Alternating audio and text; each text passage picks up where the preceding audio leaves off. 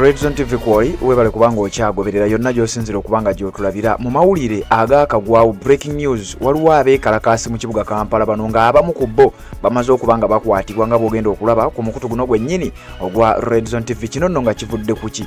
Waliwo omudumu ogugenda otambuza amafuta okugajja Hoima nga gagenda ku mwalo ogumanyiddwa nga Tonga mu ggwanga erya Tanzania kye bayita East African Crude Oil Pipeline oba EACOP, abamu baguyita Uganda Tanzania Crude Oil Pipeline oba UTCOP. Omudumu guno nga gugenda kutambuza amafuta okumalira okwetolola kilometers 1,443 okuva mu bitundu by'e Hoima ewazulwa amafuta mu ggwanga erya Uganda gatwalibwe ku mwalo ogw'ettanga mu ggwanga erya Tanzania, ng'eno nno gye gagenda okusengejjebwa gabeere ng'ate gakomezebwawo mu ggwanga erya Uganda nga gamaze okubeera nga gasengejjebwa. Kaakati waliwo abavubuka bano nga beegattira mu kibiina kyabwe kye baatuuma Students Against EACOP, nga bano bagamba nti bo bayizi okuva mu matendekero ag'enjawulo, okuva ku universities ez'enjawulo, okuva mu masomero aga secondary na buli kika kya muyizi yenna akkirizibwa okubeera mu kitongole kino ba mu gurupu yaabwe eno. Bano nga bagamba bo bagenda kusimba Nakakongo, tebagenda kukkiriza kubanga bo omulimu gwabwe obukulu kulwanirira butonde bwansi. Kati bano bagamba nti omudumu guno ogugenda okubanga gutambuza amafuta ekyamazima gwa bulabe nnyo eri obutonde bw'ensi ng'eggwanga erya Uganda wamu n'ebitundu ebirala byonna, naddala gye gugenda okubanga guyita okubanga gutuuka mu ggwanga erya Tanzania paka ku omwalo ogumanyiddwa nga Tanga. Jjukira awo nno waliwo kilometers nnyingi nnyo. Obuwanvu obuli awo okuva Hoima okutuuka eri nkugambe waliwo kilometers 1,443. Kakati pipeline eno weegenda okubanga etambulira paka ku mwalo ogwo babeere nga basengejja amafuta ate oluvannyuma babeere nga basobola okugakomyawo mu ggwanga erya Uganda. Kaakati mu kibuga Kampala abavubuka bano bagamba tebagenda kukkiriza kintu kino kugenda bugenzi mu maaso bw'ekityo, era bakowodde bannayuganda mwenna okulaba nga muvaayo ekikinno ekisinza okubaleeta. Emabegakaawo wawulira nga tukuwa amawulire gwazze atambula naffe atanaba kubanga osubscribing oyinza okuba kino tewakimanya.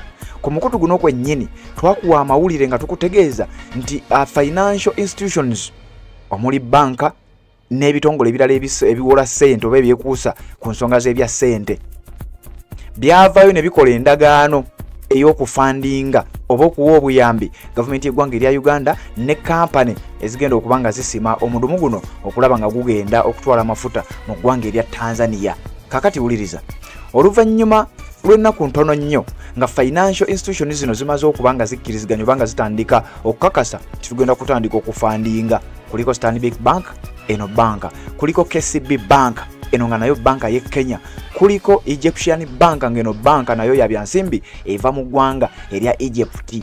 Kakati bano bakonfaminze nti bagenda okwasaganya okufacilitatinga omulimu guno ogw'okuconstructinga oba okuzimba pipeline egenda okubanga eva mu ggwanga erya Uganda kye bayita EACOP oba East African Crude Oil Pipeline okubeera nga eva mu ggwanga erya Uganda mu bitundu eby'e Hoima egende paka ku mwalo Tanga mu ggwanga erya Tanzania. Amafuta gasengejjebwe ate oluvannyuma gabeere nga gakomezebwawo mu ggwanga erya Uganda ate nga kwegamba mulimu gulinga omudde. Mu bano beebuuza kiki ekigaana amafuta ogasengejjera mu Uganda okusinga okuzimba pipeline eno, bo gye bagamba nti oba oliawo egenda kuba eyonoona obutonde bw'ensi kubanga weeyita ebinaabaawo ojja biraba. Twabikunnyonnyola okusinziira ku bakugu bw'obanga obadde ogoberera omukutu guno byenjogerako bitegeera bulungi nnyo. Kakati embeera ekedde erimu ekimpowooze amakya g'olunaku olwaleero tugenza otuuka mu kibuga ng'abaana batandise okuba nga bawanika ebipande byabwe. Ebipande bino nga biriko stop EACOP nti mulekeraawo era muyimirize omulimu guno ogw'okusima oba okuzimba payipu eno. Tetwagala amafuta gaffe gabeere nga gatwalibwa mu ggwanga erya Tanzania. Ekyokubiri, tetwagala mudumu guno guzimbibwe oluvannyuma okuba nti ffe tuli ba environmental babayita batya abalwanirira obutonde bw'ensi. Bagamba tetusobola kukkiriza butonde bw'ensi bwonoonebwe ng'embeera tutunudde butunuzi. Kakati we twogerera bangi ku bano bamaze okubanga bakwatibwa nga bwenjagala olabe mu katambi kengendo kuwa ate oluvannyuma nzije tubeere nga tweyongera. Omukutu gwa Red Zone TV weebale kubanga okyagoberera gwagoberera atanaba kubanga osubscribinga naawe nyongera okujjukiza nti kikole kirira wansi awo olabe ekigambo subscribe kikwateko kwata kade aka notification kakuyambako okubeera omu ku abo abasooka okumanya singa tubanga tutaddeyo. Bano nno nkugambye abasinga obungi bayizi b'amatendekero ag'enjawulo bano beewaayo ne bagamba tetugenda kukkiriza babadde balumbye offices eza Stanbic Bank. Jukira offices za Stanbic Bank zisangibwa ku Crested Towers mu kibuga Kampala. Kati bano bagamba ffe tubadde tugenze oba badde bakutte ebipande byabwe nga boolekedde ekizimbe ekyo ekimanyiddwa nga Crested Towers mu kibuga Kampala okutuuka ku offices oba head offices eza Stanbic Bank bababuuze lwaki mufandinga okusaanyawo obutonde bw'ensi. Kigambibwa nti ku streets ez'enjawulo badde bakatuuka nga bagenda mu lugendo lwabwe okutuuka ku offices eza Stanbic Bank mu kibuga Kampala, poliisi ng'eyambibwako aba Special Forces Command oba aba SFC nga kuliko n'aba UPDF bakoze ekisoboka okulaba nga bambi bakwata abavubuka bano era tebabakkiriza nakubeera nga batuuka gye balaga. Njagala kuwa katambi kano nga bwenzija tubeere nga tweyongerayo mukutu gwa Red Zone TV. Nyongera okutegeeza atanaba kubanga osubscribe nga kikole tugenda kuba tutambula ffenna.